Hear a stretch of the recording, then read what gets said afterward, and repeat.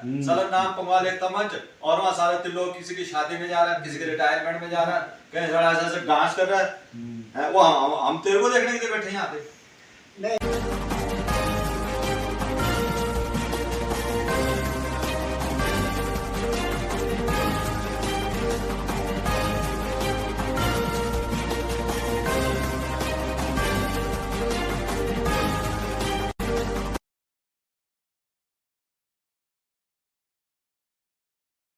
पांगी कल्याण संघ की लोक निर्माण विभाग के विश्राम गृह में हुई बैठक, क्या बोले पांगी कल्याण संघ के अध्यक्ष ज्ञान सिंह चौहान। 19 जून आज लोक निर्माण विभाग के विश्राम गृह में पांगी कल्याण संघ की मासिक बैठक आयोजित की गई, जिसमें निम्न मुद्दों पर गहन चर्चा की गई। पांगी कल्याण संघ का घाटी में विस्तार करना है और अधिक से अधिक लोगों को इसमें जोड़ने की मुहिम को चलाना है। पांगी कल्याण संघ का निर्माण साल 1971 को पांगी की भौगोलिक कठिनाइयों को मद्देनजर रखते हुए किया गया था, जो कि वर्ष 1984 तक गतिशील था, लेकिन किन्हीं कारणों से वो निष्क्रिय हो गया था। वर्ष 2021 में इसके संविधान संशोधन किया, जिसमें पहले सदस्यों की संख्या कम थी और उसमें संशोधन करके इसके सदस्यों की संख्या को बढ़ा दिया और साथ ही नई कार्यकारिणी का भी चुनाव किया गया था। बैठक में 26 जून को पांगी आ रहे जनजातीय विकास मंत्री श्री जगत सिंह नेगी को पांगी में विकास कार्यों में हो रही देरी और पैसों की कमी के बारे में भी ज्ञापन देने की चर्चा हुई।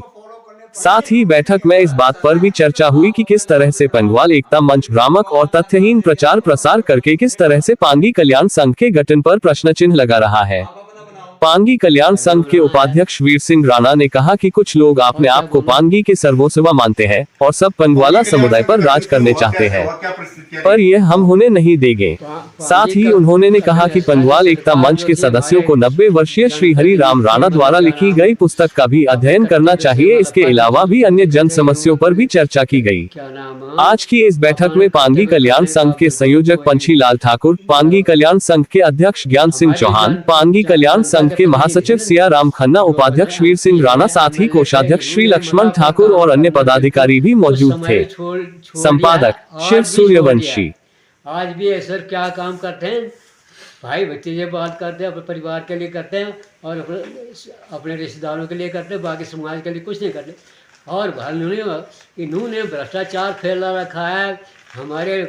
हम जब यहाँ राजा वीरभद्र सिंह आए थे मुख्यमंत्री के, मैं पीएल ठाकुर कुफा का निवासी हूँ। पांगी घाटी कल्याण संघ जिसका स्थापना 1971 में हुई थी, उनकी गतिविधियों को आगे बढ़ाने के लिए कल्याण संघ ने एक मीटिंग बुलाई थी, जिसमें मुझे संयोजक के तौर पर तैनात किया हुआ है। इसमें मैं ये कोशिश कर रहा हूँ कि पांगी के जितने भी निवासी हैं, नागरिक हैं, वो इसके मेंबर बने और जो हमारा संघ का जो उद्देश्य रहा हुआ है पांगी के कल्याण, उसको बढ़ाना है। और पांगी की जो हमारी जो मेन समस्या हैं, उसमें से प्रथम तो हम मानते हैं हमारे पास रास्तों की हालत ठीक नहीं है। हमें सबसे पहली आवश्यकता है हमें चहनी सुरंग मिले। उसके बाद हमारी दूसरी प्राथमिकता रहेगी कि हमें अपनी अलग कंस्टिट्यूएंसी मिले। और इसके अलावा जो हमारे पांगी की जो विकास के जो कार्यक्रम हैं उसमें तेज़ी आए, जिससे लोगों को हर तरह की जो गवर्नमेंट की ओर से सहूलतें मिल जाएं, वो मिल सके। उसके लिए हम प्रयासरत हैं और उसी को हम आगे बढ़ाने के लिए काम कर रहे हैं।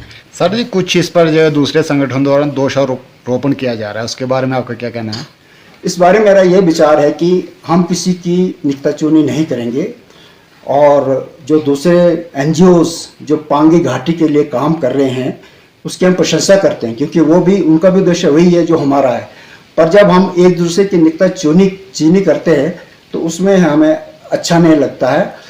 इस चीज़ से हमें बचना चाहिए। उनके लिए कोई मैसेज सर आपका? हम ये चाहते हैं कि वो हमारे साथ मिल करके, हम उनके साथ मिल करके काम करें। Thank you sir. नमस्कार, मैं ज्ञान सिंह चौहान, अध्यक्ष पांगी कल्याण संघ। आज की हमारी कार्यकारिणी की यहाँ बैठक हुई, जिसमें विभिन्न मुद्दों पर सब ने विचार विमर्श किया। सबसे पहले मुद्दा था कि हमने कार्यकारिणी का विस्तार करना है, क्योंकि पहले जो हमारा संविधान बना था उसमें पदाधिकारी कम थे। अब चूँकि पांगी घाटी के विभिन्न स्थानों से काफ़ी लोग इसमें मेंबरशिप ले रहे हैं, सदस्यता ग्रहण कर रहे हैं, इसलिए कार्यकारिणी के विस्तार की आवश्यकता है।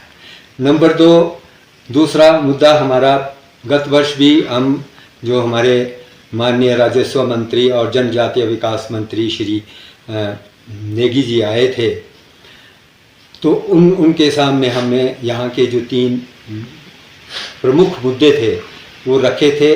उन्हीं को हम इस बार भी उनके सामने रखेंगे। हालांकि उनकी तरफ से रिस्पांस उतने नहीं आ पाए हैं, लेकिन इस बार फिर जैसे ही वो पांगी में उनका आगमन होता है, हम उनके पास उन मुद्दों को दोबारा रखेंगे।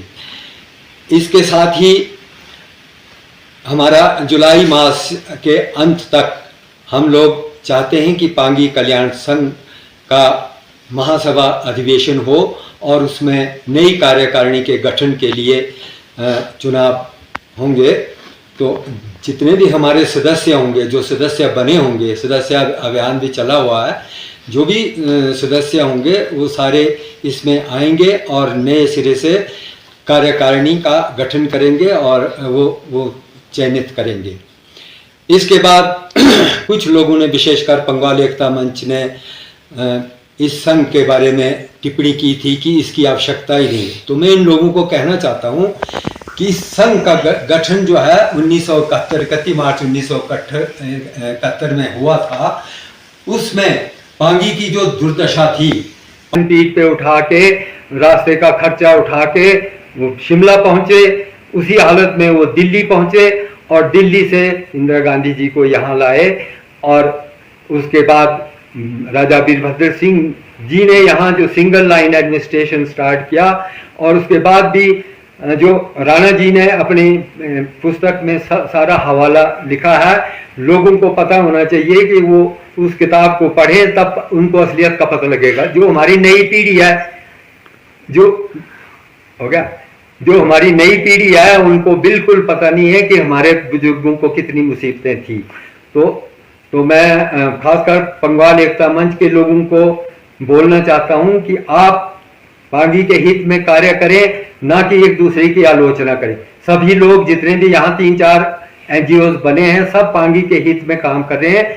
मिलकर काम करो, एक दूसरे की आलोचना करने से अपना महत्व को बढ़ाने की कोई जरूरत नहीं है। पांगी के लोग समझते हैं, पांगी के लोग ये भी समझते हैं कि किसने निस्वार्थ भावना से काम किया है और किसने अपने हित के लिए काम किए हैं।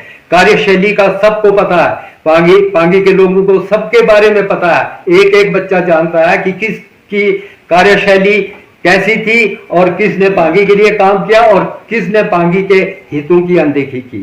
धन्यवाद।